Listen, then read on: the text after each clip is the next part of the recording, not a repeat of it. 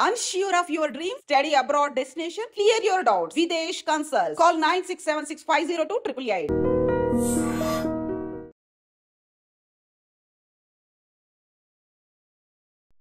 పెళ్లికి ముందే ముగ్గురు పిల్లల తల్లితో ప్రేమ నడిపాడు ఓ యువకుడు. ఆ విషయాన్ని కప్పిపుచ్చి మరో యువతి మెడలో తాళి కట్టాడు.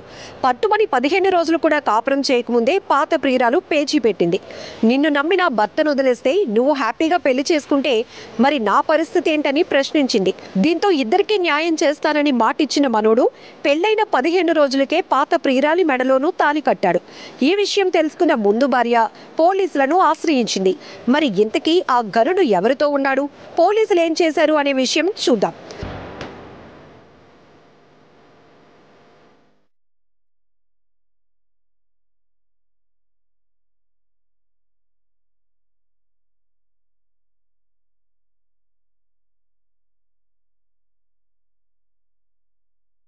ఉత్తరప్రదేశ్లోని హాపూర్ జిల్లాలో ఓ వ్యక్తి ఒక ఆమెతో పెళ్లైన 15 రోజులకే ముగ్గురు పిల్లల తల్లిని రెండో పెళ్లి చేసుకున్నాడు.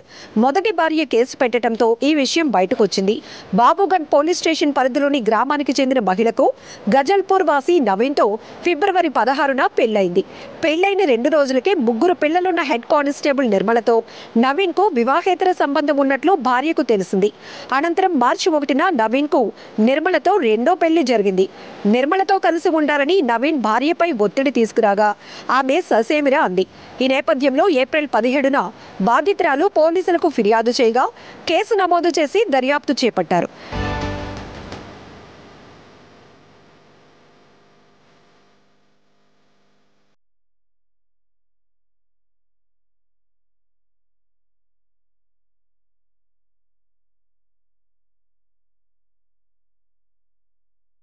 నిర్మలను హఫీజ్పూర్ పోలీస్ స్టేషన్ కు అటాచ్ చేశారు.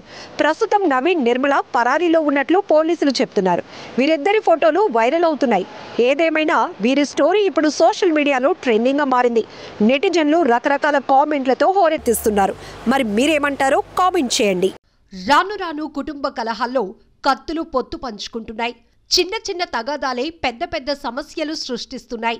క్షణికావేశంలో తీసుకునే నిర్ణయాలకు ప్రాణాలు బలవుతున్నాయి. ముఖ్యంగా భార్యాభర్తల మధ్య తగాదాల్లో హింస శృతి మించుతోంది.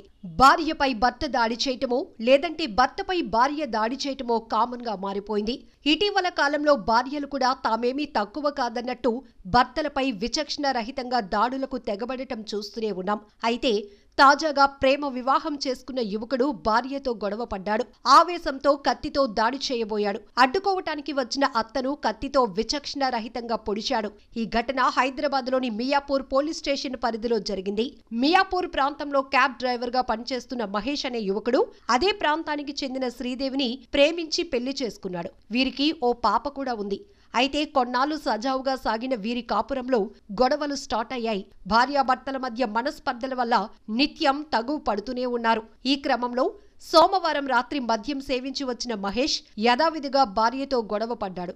ఆవేశంలో ఇద్దరు ఒకరినొకరు దూషించుకున్నారు. భార్య మాటలకు ఆవేశానికి గురైన మహేష్ క్షణికావేశంలో అక్కడే ఉన్న కత్తితో భార్యపై దాడి చేయబోయాడు. అక్కడ ఉన్న అత్త అడ్డుకోబోయింది. దీంతో మరింత కోపోద్రిక్తుడైన మహేష్ అత్తపై విచక్షణ రహితంగా దాడి చేశాడు. దీంతో శ్రీదేవి తల్లికి తీవ్ర గాయాలయ్యాయి. ఆమెను ఆసుపత్రికి తరలించగా ఐసీయూలో వైద్యం అందిస్తున్నారు. ప్రస్తుతం ఆమె పరిస్థితి విషమంగా ఉన్నట్లు తెలుస్తోంది. శ్రీదేవి స్వల్ప గాయాలతో బయటపడింది. శ్రీదేవి ఫిర్యాదుతో కేసు నమోదు చేసిన మియాపూర్ పోలీసులు మహేష్ ను అదుపులోనికి తీసుకుని విచారణ చేపట్టారు. ఏదేమైనా కుటుంబ కలహాల కారణంగా నేరాలు పెరుగుతూ ఉండటం కలవరపెడుతోంది. పోలీసులు హెల్మెట్ పెట్టుకోకపోతే ఇక ఇంటికి, ట్రాఫిక్ నిబంధనలు పాటించకపోతే పోలీసులు ఎంత కఠినంగా వ్యవహరిస్తారో అందరికీ తెలిసిందే. అయినా అతిక్రమించే వారు లేకపోలేదు. వేలకు వేలు జరిమానాలు విధించినా చాలా మందిలో మార్పు రావడం లేదు. అయితే ట్రాఫిక్ నిబంధనలు ఖచ్చితంగా పాటించేవారు, 1-2 సార్లు పోలీసుల చేతికి చిక్కిన వారు మాత్రం ఎప్పుడు పోలీసులు కూడా నిబంధనలు అతిక్రమిస్తారా, వాళ్ళని ఓ ఆట ఆడుకుందామా అంటూ చూస్తూ ఉంటారు. అందుకు తగ్గట్టుగానే కొందరు పోలీసులు కూడా చట్టం మాకు చుట్టమనే రీతిలో వ్యవహరిస్తూ ఉంటారు. ఎప్పుడో ఎక్కడో హెల్మెట్ లేకుండానో సీట్ బెల్ట్ పెట్టుకోకుండానో పోలీసులు తారసపడుతూ ఉంటారు. ఆ సమయంలో వారి ఫోటోలను తీసి సోషల్ మీడియాలో పెడుతూ ఉంటారు పోలీస్ బాధితులు. ఆ వార్తను చూసిన నెటిజన్లు కామెంట్లతో కబడ్డీ ఆడేస్తారు. పోలీసులపై విమర్శల జల్లు కురిపిస్తారు. అయితే తమిళనాడు రాష్ట్రంలో ఇకపై ఇలాంటి అవకాశం ఉండదు. ఎందుకు అని తెలుసుకోవాలంటే ఈ స్టోరీ చూడాల్సిందే. తమిళనాడులో పోలీసుల కోసం కొత్త సర్క్యులర్ తెచ్చారు ఆ రాష్ట్ర పోలీస్ బాస్. హెల్మెట్ ధరించకుండా ద్విచక్ర వాహనాలపై వెళ్లే పోలీసులను వెంటనే సస్పెండ్ చేయాల్సిందిగా director general of police Shankar Jiwal ఉత్తర్వులు జారీ చేశారు.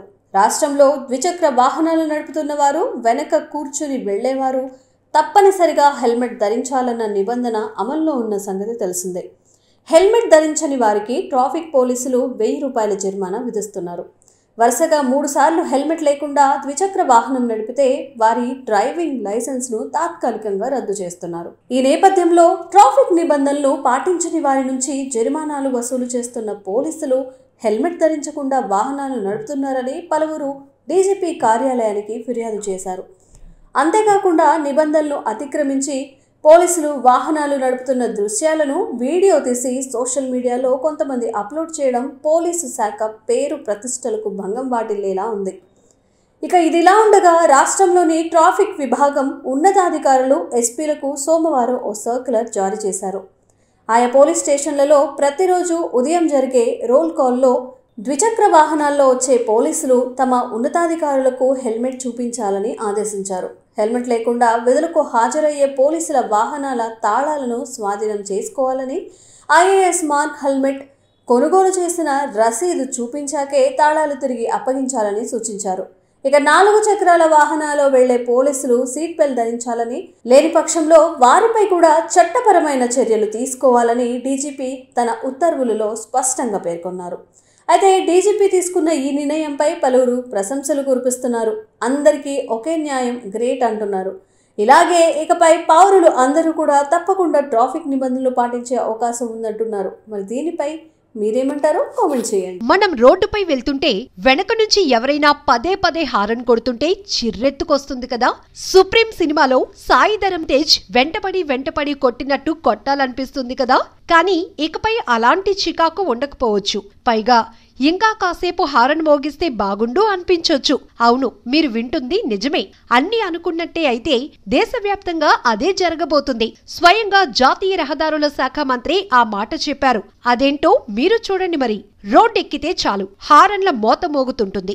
రకరకాల శబ్దాలు చిరాకు తెప్పిస్తుంటాయి. ఈ నేపథ్యంలో కేంద్ర రవాణా రహదారుల శాఖ మంత్రి నితిన్ గడ్కరీ కొత్త ప్రతిపాదనతో ముందుకొచ్చారు. భారతీయ సంగీత వాయిద్యాల నుంచి వచ్చే శబ్దాన్ని మాత్రమే వాహనాలకు హారన్ గా వినియోగించుకునేలా ఓ చట్టాన్ని తీసుకురావాలని భావిస్తున్నట్లు చెప్పారు. ఫ్లూట్, తబలా, వయోలిన్, హార్మోనియం వంటి వాయిద్య పరికరాల ద్వారా రూపొందించిన వినసొంపైన శబ్దాన్నే అన్ని వాహనాలకు వినియోగించేలా చట్టం తేవాలనుకుంటున్నట్టు చెప్పారు. ఓ ప్రైవేటు సంస్థ ఏర్పాటు చేసిన కార్యక్రమంలో పాల్గొన్న ఆయన ఈ ప్రకటన చేశారు. వాయు కాలుష్యం గురించి ప్రధానంగా మాట్లాడిన గడ్కరీ మొత్తం వాయు కాలుష్యంలో రవాణా రంగం వల్లే 40% జరుగుతోందన్నారు.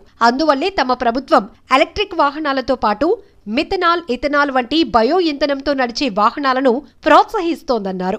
భారతదేశం ద్విచక్ర వాహనాలు, కార్ల ఎగుమతుల ద్వారా అత్యధిక ఆదాయాన్ని పొందుతుందని గడ్కరీ చెప్పారు. 2014లో భారత ఆటోమొబైల్ రంగం విలువ 14 లక్షల కోట్ల ఉండగా ప్రస్తుతం 22 లక్షల కోట్లకు చేరిందన్నారు. అమెరికా, చైనా తర్వాత భారతదేశం జపాన్ను అధిగమించి ప్రపంచంలోనే 3వ అతిపెద్ద ఆటోమొబైల్ మార్కెట్ గా అవతరించిందని పేర్కొన్నారు. శబ్ద కాలుష్యం నివారించేందుకు గడ్కరీ ప్రతిపాదించిన విషయం అభినందనీయమని ప్రముఖులు ప్రశంసిస్తున్నారు. చూద్దాం ఆ రోజు ఎప్పుడు వస్తుందో. మరి ఈ ప్రతిపాదనపై మీరేమనుకుంటున్నారో కామెంట్ చేయండి.